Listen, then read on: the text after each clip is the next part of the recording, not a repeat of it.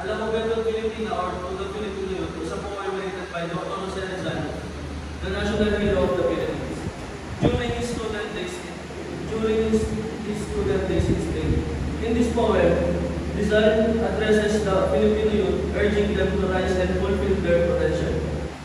He emphasizes the importance of innovation, patriotism, and the pursuit of noble aspirations. The poem is a call to action for the youth to strive for greatness and contribute to betterment of their country. It serves as a reminder of their role in shaping the future of the Philippines.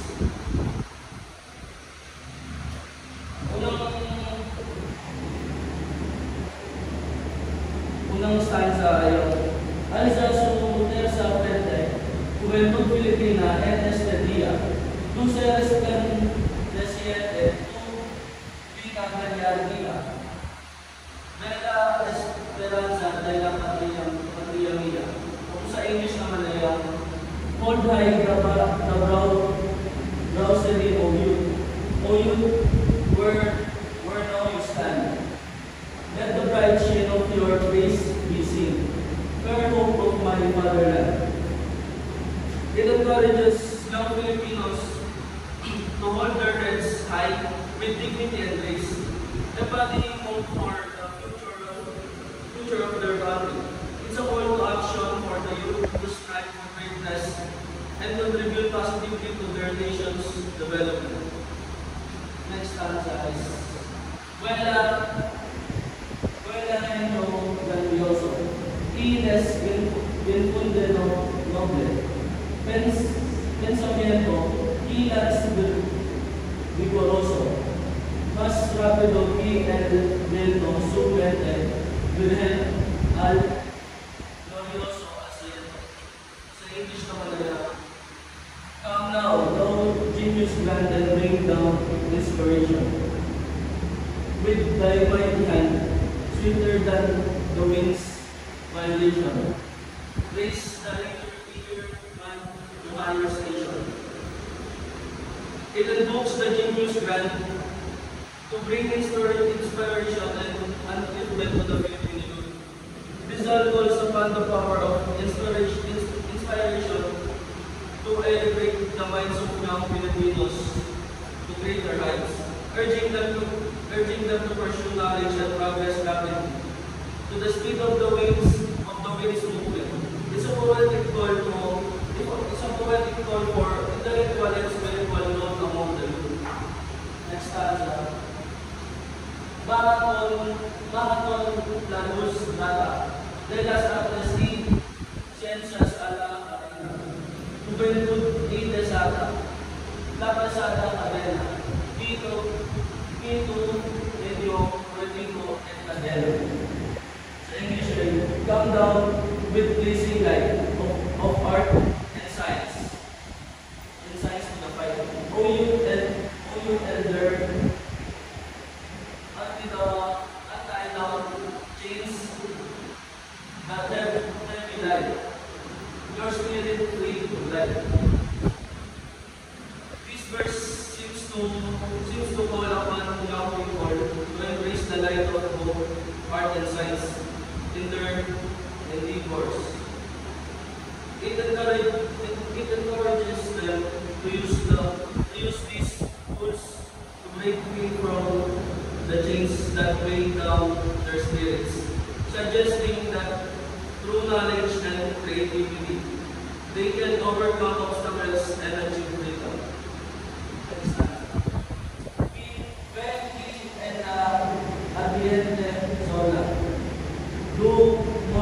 Las sombras, el hispano, esplendente corona, confía sabía humana, ofrece a hijo de este suelo mundial.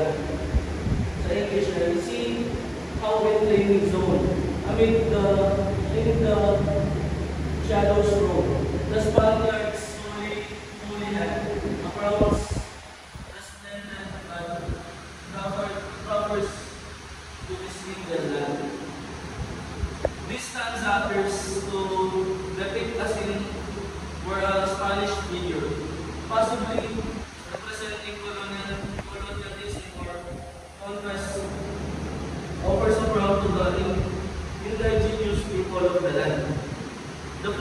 zone might symbolize the intense heat of conquest or conflict, while the shadow throne could represent the darkness or consequence of colonization. Kung buscan los nubes, en las repúblicas fantásticas, de Olimpo en las nubes, Yermisima poesía, más sabrosa que inventari ambrosia.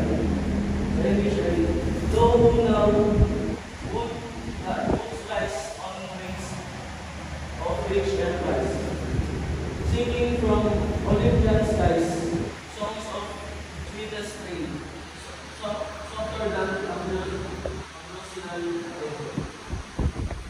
This stanza seems to address someone who aspired to achieve great things, lightening their ambition to rising on the wings of a noble individual. Rich empires. They are encouraged to seek inspiration from lofty sources, Olympian skies, and to create works of art or music, songs of sweetest strain that are as beautiful and captivating as divine nectar, softer than the words of stanza. Tu de celeste acento, melodioso divine Filomena, y el variano concento, en la noche serena, disipas de mortal la amarga pena. Sa English ay, Logos voice divine, rivals Philomel's acclaim, and with maritime through the night, the night. Praise mortality from pain. This stanza praises someone whose voice is like the that of the night.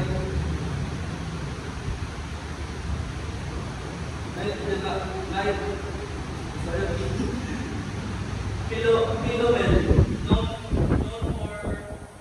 known for its beautiful and melodious song. The person's voice is described as divine, suggesting exceptional talent or skill in singing. The stanza also suggests that their singing has a comforting and smoothing effect, alleviating the pains of mortal existence. Tu que la creatura, las memoria pura, del medio repotente, eternizas con medio repotente. Known by sharp sky, latest thy mindful light, and the melody bright of thy genius light, latest immortal in its light. This stanza celebrates someone who, through facing challenges, sharp sky, is able to awaken their mind and intellect. Wakes thy mind to life. The stanza suggests that through overcoming adversity, this person strengthens their memory and leaves behind the legacy of immortal brilliance.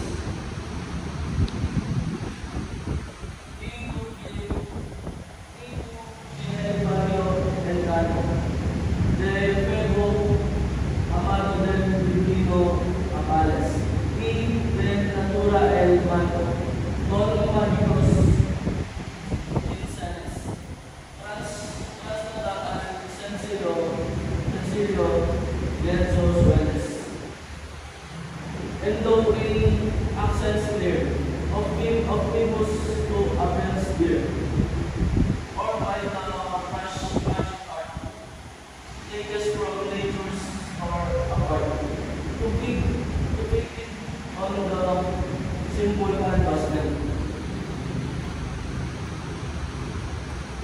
stanza praises someone who possesses exceptional artistic talent, liking their pure and melodious voice to that Apollo, Phoebus, the god of music and poetry.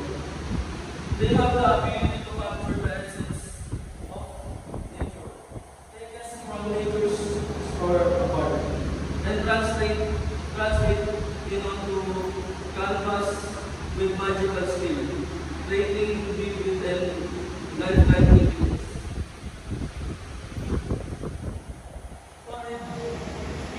Saka Gama, Derecho el Lauro Corona Espera, Esparciendo la Fama, con trompa regular, el nombre de por la Ancha Espera. Go forth and then the sacred life. O thy genius to the laurel may aspire. To spread around the way and in victory uptake. Fighters pierce the human frame. This stanza encourages someone to embrace their innate genius and talents, the sacred power of life to use, and strive for greatness by spreading their fame and acclaiming victory. They can elevate the human name to wider spheres, suggesting that their achievements can inspire and uplift others on a broader scale. Via Felicia Filipinas Gentil, para tu suelo, al potente bendice, Icon amante Angelo, la apertura de envía el consuelo. Day O happy day, dear Filipinas for thy land. So bless the power today that places in thy wing. This favor and this fortune grant. This stanza expresses joy and celebration for the Philippines, referring to it as mere Filipinas. This stanza invokes blessings upon the power or force responsible for bestowing such favor and fortune upon the land.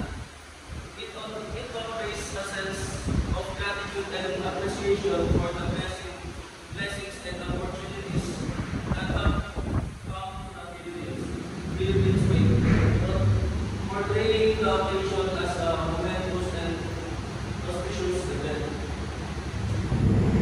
Reflection. Vuela en grandioso y les enfonde noble pensamiento. Or come now to genius grant and bring down inspiration. That is one of the lines written in the poem. As a student who continues to work hard to finish his education, I can see the dedication as in the said poem. This poem reflects on me because I am a Filipino. I am a youth and I am dedicated to showing my talent in rapping, hard work, skills, ability to socialize with my fellow people, and ability to respect others. I am human. This poem is not only reflected on me, but it also made me realize that I have to work hard to get what I want and to prove that I belong to the people mentioned by Dr. Jose Rizal, who will be the hope of our Philippine nation. Thank you.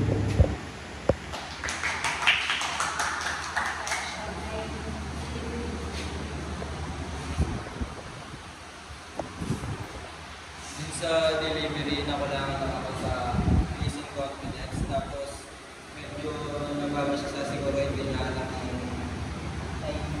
yung record na hindi ako na lang.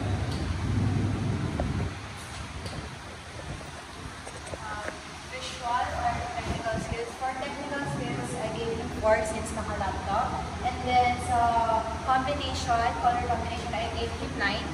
Sa font naman, I gave him 4 since consistent naman yung sizes ng font. So, 17/20.